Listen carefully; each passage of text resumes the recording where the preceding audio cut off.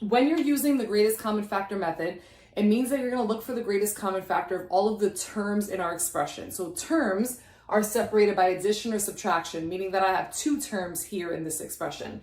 So ignore the variable for a second. We're just going to look at the numerical portion of the GCF first. So looking at the number 8 and the number 20, I'm looking for the greatest number that they have in common as a factor. So what is that number?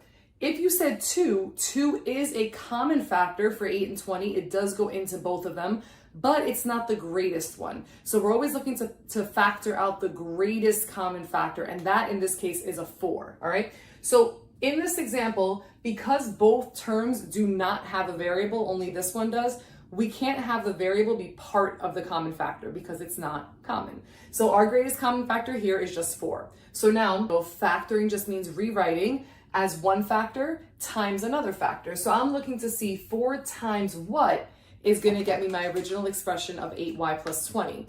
So if you're writing this down as steps, your first step is to find the greatest common factor of all the terms. The second step would be to divide each of the terms by the greatest common factor. 8y divided by 4 is 2y. So that's what I'm going to start with in my parentheses. And I can see that if I'm kind of thinking one step ahead to distributing this out to checking, if I multiply 4 times 2y, I'm going to get 8y, right? So that's your check. Second term was 20. So again, we're dividing each of these terms by our greatest common factor.